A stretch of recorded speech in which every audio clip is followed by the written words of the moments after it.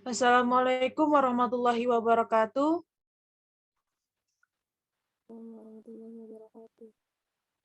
Waalaikumsalam warahmatullahi wabarakatuh. Baiklah, pertama-tama marilah kita panjatkan puji dan syukur atas kehadirat Allah Subhanahu wa taala yang mana telah memberikan kita nikmat sehat agar kita bisa berkumpul dalam Zoom hari ini untuk diskusi sosiologi. Baiklah, perkenalkan nama saya Jenny Aprianti dengan NIM 2110403001. Di sini saya akan menjadi moderator yang akan memimpin dan memandu diskusi pada hari ini. Baiklah,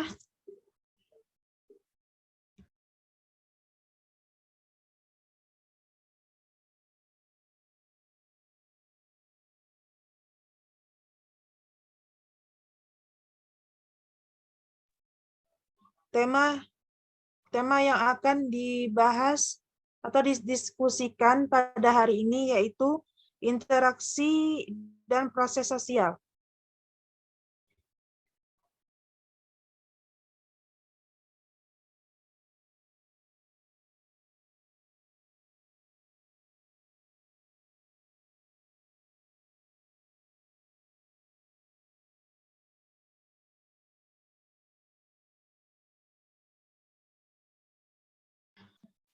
Baiklah, penyampaian materi pertama yang akan dibaca yang berjudul Segi Statis dan Dinamis sampai Manfaat dan Studi Interaksi yang akan disampaikan oleh Salsabila Putri Yulis. Kepada Saudari Salsabila, dipersilahkan. Baiklah, terima kasih kepada moderator. Sebelumnya, perkenalkan nama saya Salsabila Putri Yulis dengan NIM 2120403017. Di sini saya akan membacakan materi pertama, yaitu interaksi dan proses sosial dari segi statis dan dinamis. Ada dua segi yang menjadi perhatian untuk mempelajari masyarakat, yaitu segi statis atau struktur masyarakatnya dan dinamis. Struktur yang dimaksud pada segi statis itu misalnya kelompok-kelompok sosial, kebudayaan, lembaga sosial, stratifikasi sosial, dan kekuasaan. Proses sosial adalah cara berhubungan yang dapat dilihat apabila para individu dan kelompok saling bertemu dan menentukan sistem serta bentuk hubungan tersebut. Proses sosial dapat diartikan sebagai pengaruh timbal balik antara berbagai segi kehidupan bersama. Selanjutnya, pengertian interaksi. Interaksi adalah hubungan-hubungan sosial yang dinamis, yang menyangkut hubungan antara orang dan orang atau individu dengan individu, kelompok dengan kelompok, dan orang dengan kelompok, atau gilin dan gilin. Jika seseorang dengan orang lain saling menegur, berjabat tangan, saling berbicara atau berkelahi, aktivitas semacam itu sudah dikatakan sebagai bentuk interaksi sosial. Interaksi sosial adalah kunci dari kehidupan sosial. Tanpa interaksi, tidak akan mungkin ada kehidupan bersama. Menurut Kimball dan Raymond. Karena itu, interaksi sosial merupakan dasar proses sosial yang menunjuk pada hubungan-hubungan sosial yang dinamis. Bentuk umum dari proses sosial adalah interaksi sosial, karena interaksi sosial merupakan syarat utama terjadinya aktivitas-aktivitas sosial. Selanjutnya, faktor pendorong proses interaksi. Pertama, imitasi menurut Gabriel Tard. Imitasi adalah peniruan atau penampilan gaya hidup atau bisa juga yang dimiliki orang lain. Peniruan ini dapat bersifat negatif dan positif. Kedua, sugesti menurut Leonard Clark Hull. Sugesti akan berlangsung jika seseorang memberi pandangan atau sikap yang berasal dari dirinya, lalu saran itu diterima oleh pihak lain. Ada keadaan, terhambat pikirannya, otoritas, disosiasi, atau mayoritas. Ketiga, identifikasi. Identifikasi merupakan kecenderungan atau keinginan dalam diri seseorang untuk menjadi sama dengan pihak lain dan kadang tanpa disadari menjiwai seseorang. Identifikasi sifatnya lebih mendalam daripada pada imitasi. Selanjutnya keempat, simpati. Simpati ini adalah proses di mana seseorang merasa tertarik pada pihak lain. Dalam proses itu, perasaan memegang peranan yang sangat penting. Walaupun dorongan utama pada simpati adalah keinginan untuk memahami pihak lain dan untuk bekerja sama dengannya. Selanjutnya, manfaat studi interaksi, yaitu mempelajari bentuk-bentuk interaksi sosial dalam masyarakat atau konflik, integrasi, kompetisi, suku antar golongan yang mayoritas dan minoritas, antara golongan terpelajar dengan golongan agama, antara negara maju dengan negara pinggiran. Interaksi sosial merupakan kunci semua kehidupan sosial, karena tanpa interaksi tidak akan mungkin ada kehidupan bersama. Saya kembalikan kepada moderator. Baiklah, terima kasih kepada Saudari Salsabila. Materi selanjutnya akan disampaikan oleh Saudari Delita Fameliani. Kepada Saudari Delita, dipersilahkan.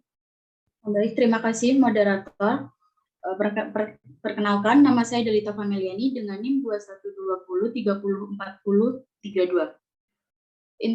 Interaksionalisme simbolik. Interaksi yang menggunakan simbol-simbol. Simbol merupakan sesuatu yang makna atau nilainya diberikan kepadanya oleh mereka yang mempergunakannya. Komunikasi manusia berlangsung melalui pertukaran simbol serta pemaknaan simbol. Definisi situasi. Suatu tahapan penilaian dan pertimbangan yang selalu mendahului tindakan seseorang. Rangsangan dari luar diseleksi melalui proses definisi atau penafsiran situasi. Dalam proses ini, orang yang bersangkutan memberi makna pada rangsang. Aturan interaksi. Yang pertama, ruang. Jarak intim 0 sampai 45 cm, jarak pribadi 45 sampai 1,22 meter, jarak sosial 1,22 sampai 3,66 meter, jarak publik lebih dari 3,66 meter. Yang kedua, waktu, disiplin, tenggat waktu, dan kapan, yang melingkupi sikap tubuh atau nonverbal. Selanjutnya saya kembalikan kepada moderator.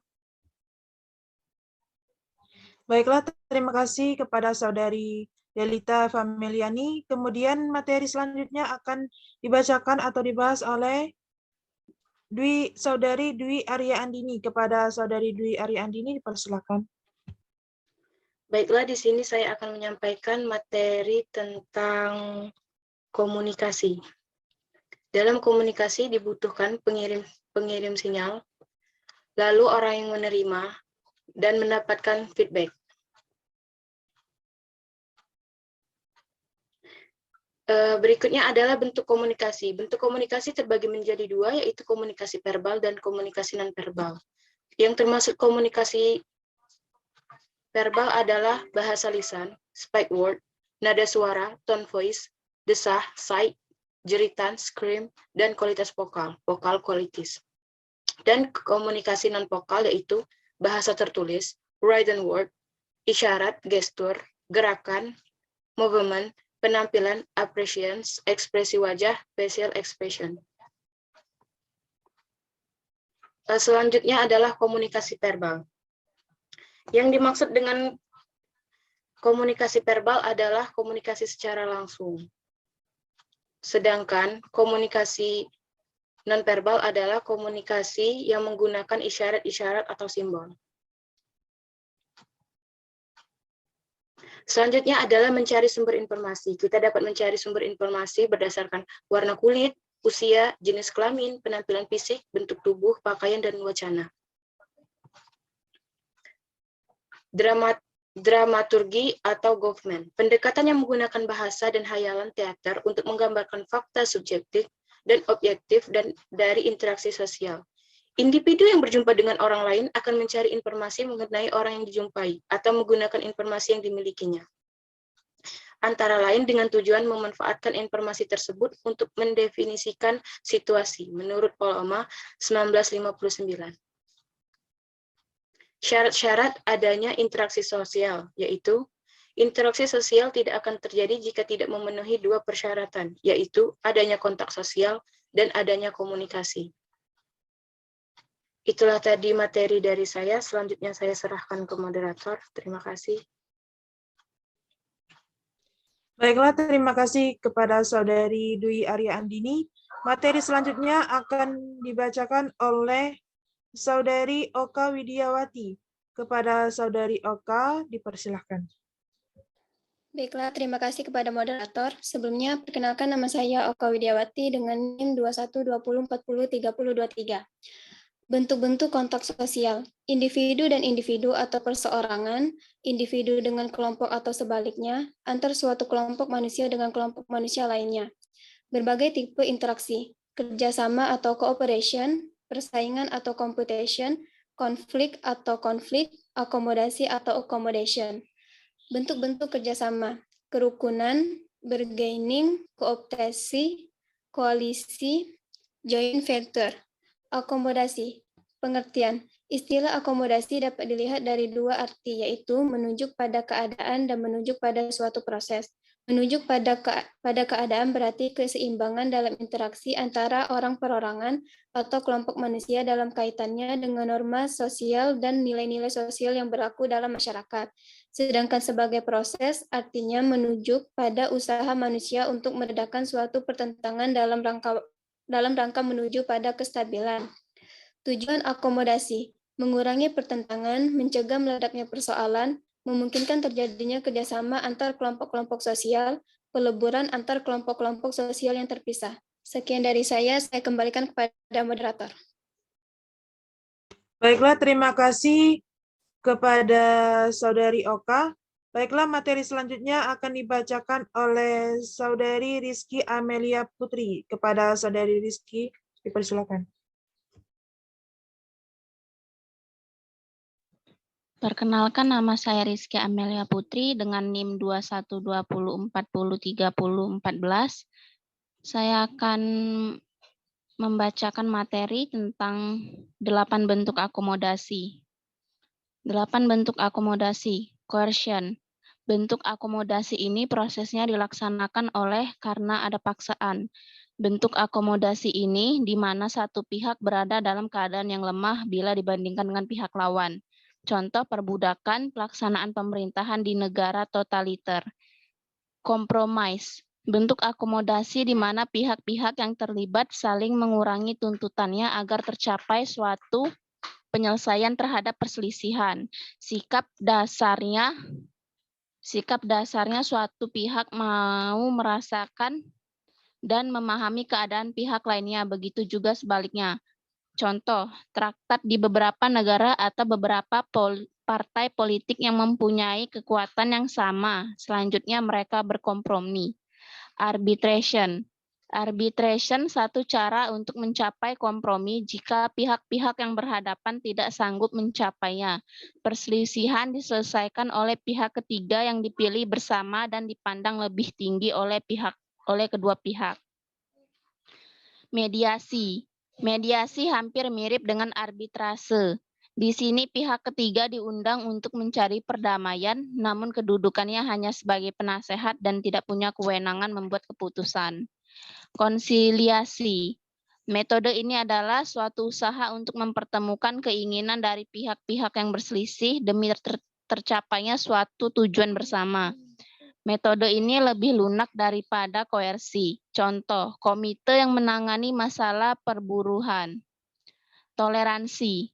Metode ini merupakan bentuk akomodasi tanpa persetujuan yang formal bentuknya. Toleransi ini kadang timbulnya tanpa direncanakan atau tanpa sadar karena watak orang atau kelompok yang menghindari perselisihan. Stalemate. Metode ini merupakan suatu akomodasi di mana pihak-pihak yang bertentangan karena mempunyai kekuatan yang seimbang berhenti pada titik tertentu dalam melakukan pertentangannya. Contohnya Amerika Serikat dan Rusia dalam hal nuklir. Adjudikasi. Adjudikasi adalah penyelesaian perkara atau sengketa di pengadilan. Hasil-hasil akomodasi. 1. Menghindarkan masyarakat dari benih-benih konflik. 2. Mampu menekan oposisi. 3. Mengkoordinasi terhadap berbagai kepribadian yang berbeda. Bagi yang kalah berkompetisi, tetap diajak untuk bekerja sama. 4. Akibat dari pertentangan telah memunculkan kegoyahan. Akomodasi selanjutnya mengukuhkan kembali kedudukan orang atau kelompok. 5. Akomodasi membuka jalan ke arah asimilasi. Persaingan atau kompetisi. Menurut Gilin dan Gilin, persaingan adalah suatu proses di mana individu atau kelompok bersaing mencari keuntungan melalui bidang kehidupan yang sama pada suatu masa tertentu, sehingga menjadi pusat perhatian umum atau publik, atau dengan mempertajam prasangka yang telah ada tanpa mempergunakan ancaman atau kekerasan. Baiklah, itu saja materi dari saya kembalikan ke moderator. Baiklah, terima kasih kepada Saudari Rizky. Baiklah, materi selanjutnya akan dibacakan oleh Saudari Siska Margareta. Kepada Saudari Siska dipersilakan.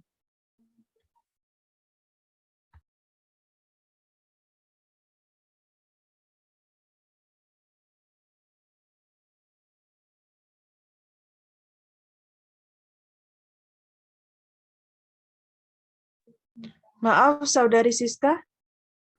Baiklah, terima kasih kepada moderator. Perkenalkan, nama saya Margareta, NIM 21403018 akan menjelaskan materi bentuk-bentuk persaingan. Bentuk-bentuk persaingan bisa antar individu atau antar pribadi yang muaranya ada rivalry. Tetapi ada juga saing adalah kelompok. Hal ini menghasilkan persaingan sebagai berikut. 1. Persaingan. Muncul terbatasnya persediaan banding dengan konsumennya. 2. Persaingan kebudayaan. Contoh Belanda yang datang ke Indonesia dapat dengan kebudayaan Indonesia. 3. Persaingan kedudukan dan 4. Ras. Status sosial dan sosial.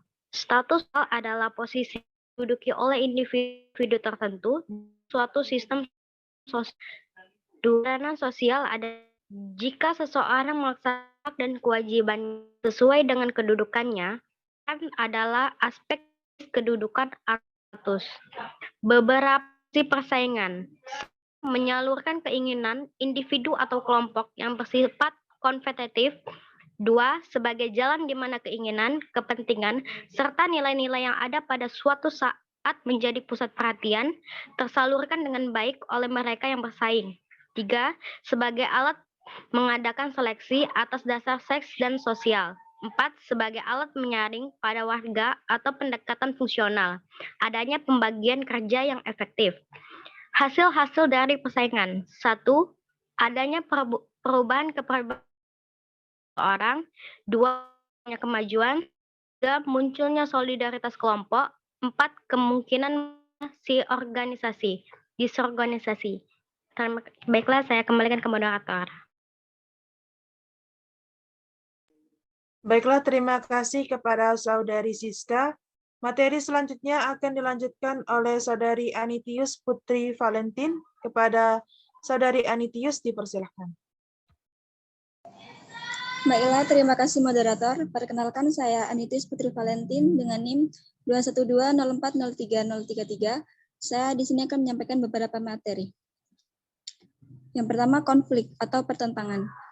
Pengertian konflik yaitu suatu proses sosial di mana individu atau kelompok berusaha memenuhi tujuannya dengan jalan menantang pihak lawan baik dengan ancaman atau kekerasan.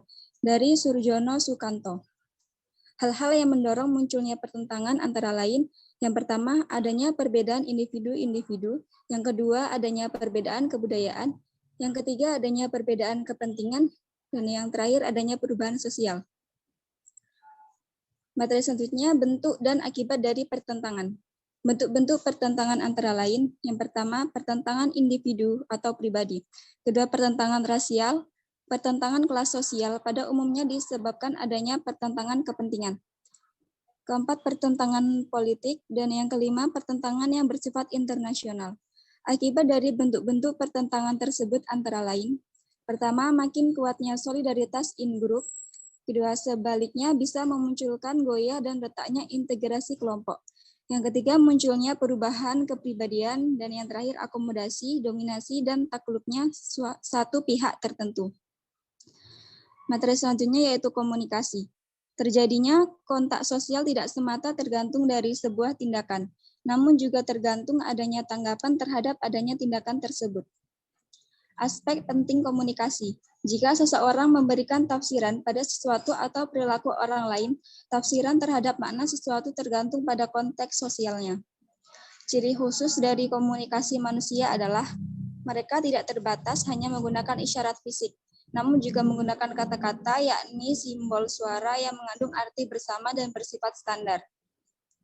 Simbol bisa abstrak, atau simbol mengarahkan tanggapan-tanggapan kita, membantu mempersatukan atau mengkonsepsi aspek-aspek dunia. Materi selanjutnya yaitu pengambilan peran dalam interaksi sosial. Tindakan sosial dan interaksi sosial adalah dua konsep yang berbeda. Tindakan sosial adalah hal-hal yang dilakukan individu atau kelompok di dalam interaksi dan situasi sosial tertentu. Interaksi adalah hubungan antara individu dan individu, kelompok dengan kelompok, atau individu dengan kelompok. Interaksi sosial adalah syarat utama bagi terjadinya aktivitas sosial dan hadirnya kenyataan sosial. Kenyataan sosial itu sebagai sesuatu yang didasarkan pada motivasi individu dan tindakan sosial. Dari Max Weber. Interaksi akan kacau jika antar pihak yang berinteraksi tidak saling memahami motivasi dan makna tindakan sosial yang mereka lakukan. Segitu saja materi dari saya kembalikan kepada moderator. Baiklah, terima kasih kepada Saudari Anitius. Materi selanjutnya akan dibacakan oleh Saudara Yuda Satrio. Kepada Saudara Yuda dipersilakan. Sebelumnya saya perkenalkan, nama saya Yuda Satrio dengan NIM 212040320.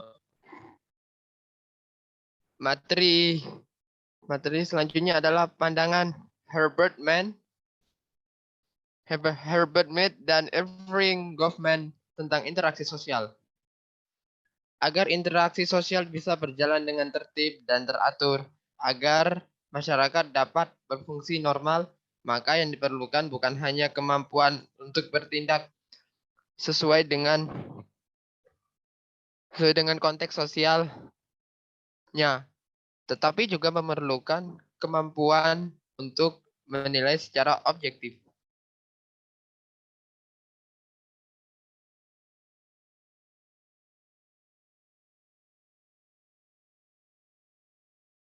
Pengaturan pesan. Contoh, pemuda yang akan diperkenalkan dengan calon mertuanya.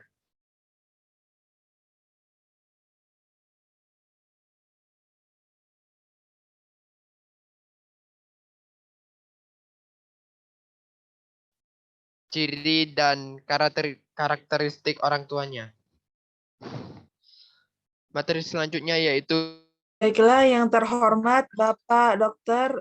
Muhammad Syawaludin MA dan teman-teman semua yang saya banggakan.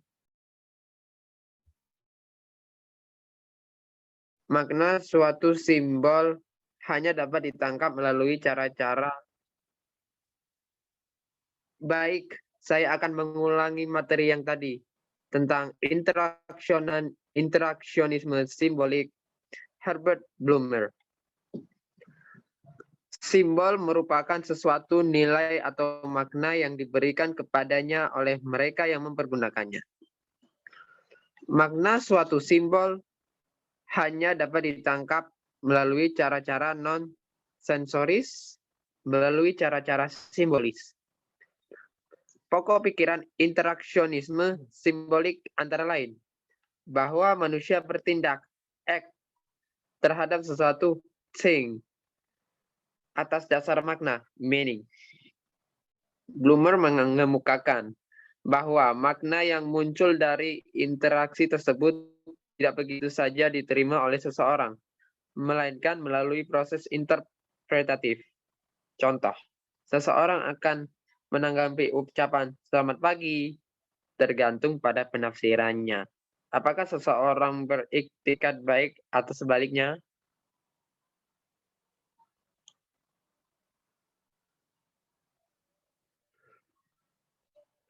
Definisi situasi.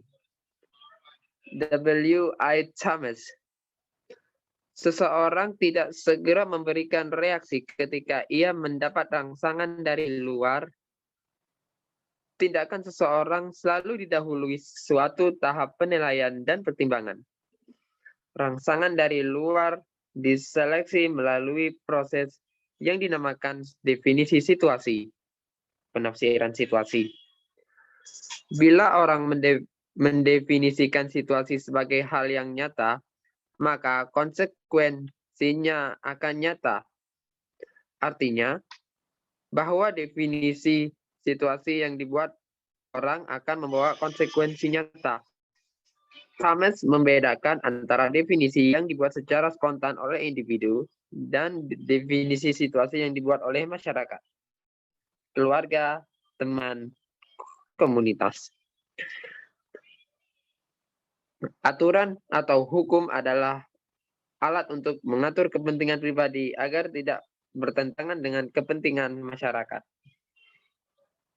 Kepentingan masyarakat.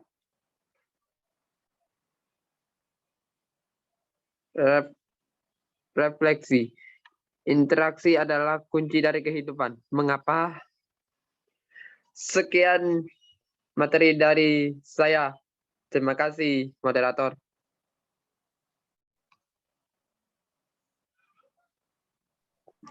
Baiklah, terima kasih kepada Saudara Yudat yang telah menyampaikan materinya.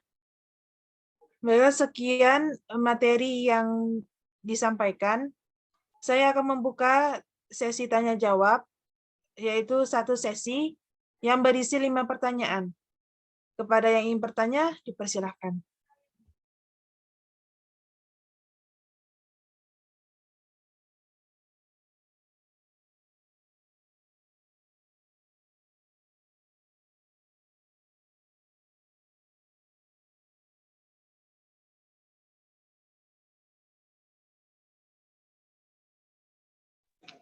Baiklah, Saudari Rovina Yulian Saputri, apakah ada yang ingin ditanyakan? Baik, izin bertanya, moderator.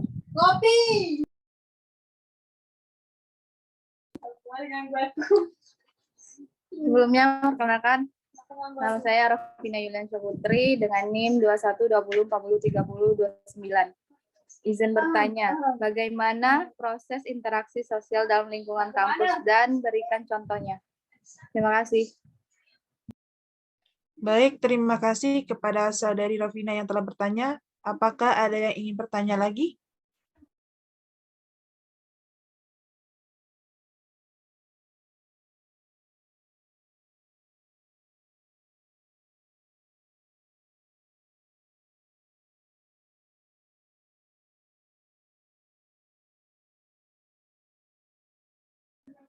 Baiklah, kepada Saudara Muhammad Arta, apakah ada yang ingin ditanyakan? Baik. Assalamualaikum warahmatullahi wabarakatuh. Baik, perkenalkan nama saya Muhammad Arta dengan NIM 2110403002. Saya ingin bertanya, pertanyaan saya, apa yang dimaksud dengan komunikasi verbal dan berikan fungsinya? Terima kasih. Baiklah, terima kasih kepada Muhammad Atta yang telah bertanya. Apakah ada yang bertanya lagi? Izin bertanya, moderator. Baiklah, kepada Saudari Adek Mutia, dipersilakan. Perkenalkan, saya Adek Mutia Arianti dengan NIM 2120403016.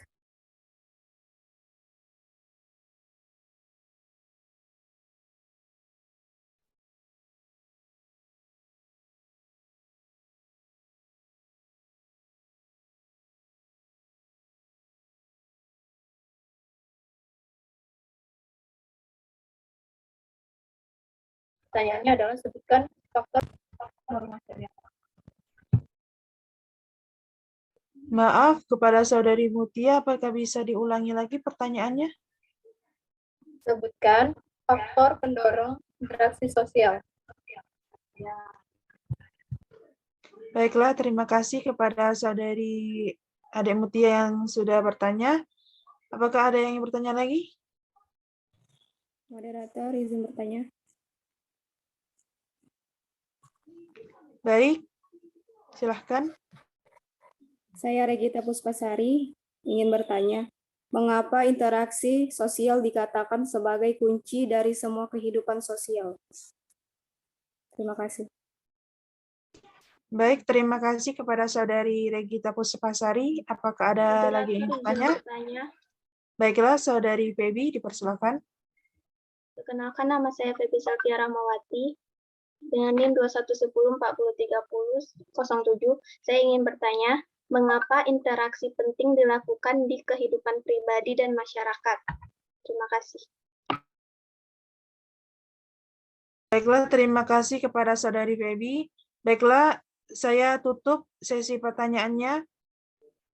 Dan pertanyaan dari Saudari Rovina Yulian Syaputri akan dijawab oleh Saudari Lisa Agustina Soraya. Kepada Saudari Lisa, dipersilakan. Ya, Assalamualaikum warahmatullahi wabarakatuh. Saya Lisa Agustina Soraya dengan NIM 2110403008. Saya akan menjawab pertanyaan dari Saudari Rovina, yaitu bagaimana proses interaksi sosial dalam lingkungan kampus dan berikan contohnya. Proses interaksi sosial terjadi ketika terdapat dua pihak yang berinteraksi atau berhubungan dengan melakukan komunikasi. Contohnya seperti dalam kehidupan di kampus, yaitu mahasiswa yang saling berinteraksi satu sama lain, yang adanya organisasi kampus UKMK, dan bentuk kegiatan lainnya yang memusatkan pada hubungan komunikasi. Kemampuan yang berretorika atau berargumentasi, berlobi atau berpendapat yang mempengaruhi diri setiap mahasiswa. Dari sinilah bentuk interaksi sosial mahasiswa dan penyesuaian diri mereka mulai terlihat. Hubungan inilah yang bisa membuat interaksi sosial di dalam lingkungan kampus. Apakah Saudari Rovina sudah jelas? Baiklah, dapat mengerti. Terima kasih. Baiklah, terima kasih kepada Saudari Lisa Agustina Soraya yang sudah menjawab pertanyaan dari Saudari Rovina. Pertanyaan selanjutnya dari Saudara Muhammad Arta yang akan dijawab oleh Saudari Dwi Utami Lestari. Kepada Saudari Dwi Utami Lestari, dipersilakan. Sebelumnya, saya perkenalkan diri dulu. Nama saya Dwi Utami Lestari, NIM 2120403011. Saya ingin menjawab pertanyaan dari Muhammad Arta. Apa yang dimaksud komunikasi verbal dan fungsinya? Komunikasi verbal adalah bentuk komunikasi yang disampaikan komunikator kepada komunikan dengan secara tertulis atau lisan. Fungsinya, ia sampaikan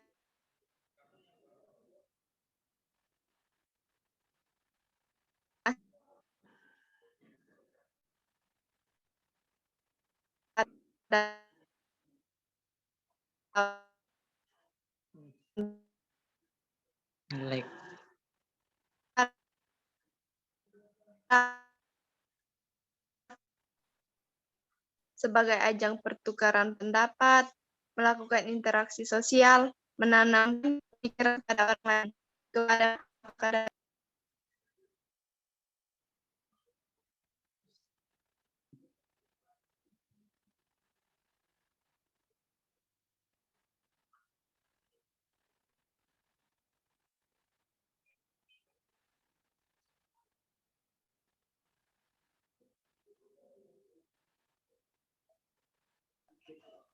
Baiklah, sepertinya Saudari Dwi Utami Lestari sedang ada kendala dalam sinyal. Apakah di sini para audiens ada yang ingin membantu menjawab pertanyaan?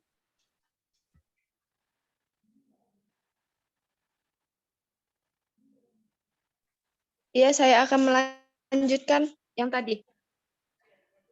Baik, dipersilakan. Saya ulang lagi ya. Komunikasi verbal adalah bentuk komunikasi yang disampaikan komunikator kepada komunikan dengan secara tertulis ataupun lisan.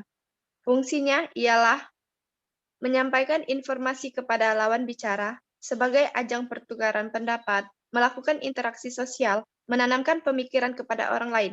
Kepada Muhammad Arta, apakah dapat dipahami? Baik, saya rasa bisa saya pahami. Terima kasih. Baiklah, terima kasih kepada Saudari Dwi Utami Lestari yang telah menjawab pertanyaan dari Saudara Muhammad Arta. Pertanyaan selanjutnya dari Saudari Regita Puspasari akan dijawab oleh Saudari Sekar Ayu Adiningsih. Kepada Saudari Sekar, dipersilakan. Baiklah, sebelumnya perkenalkan nama saya Sekar Ayu Adiningsih dengan NIM 2124403027. Pertanyaannya, mengapa interaksi sosial dikatakan sebagai kunci depan sosial? Pada dasarnya, interaksi sosial merupakan kunci dari semua kehidupan sosial ini karena interaksi tersebut dapat membentuk hubungan individu, antar kelompok, dan antar individu dengan kelompok mendukung terjadinya aktivitas sosial. Tanpa aktivitas sosial, kehidupan sosial tidak akan terjadi. Apakah Saudari kita sudah jelas? Baiklah, jawabannya sudah jelas. Terima kasih. Baiklah, terima kasih kepada Saudari Sekar Ayu Adiningsih yang telah menjawab pertanyaan dari Saudari Regita Puspasari. Selanjutnya pertanyaan dari Saudari Feby Selvia akan dijawab oleh Saudari Dita Oktaviana. Kepada Saudari Dita, dipersilakan. Baiklah, saya akan menjawab pertanyaan dari Feby Selvia Ramawati. Sebelumnya, perkenalkan nama saya Dita Oktaviana dengan NIM 2110403005.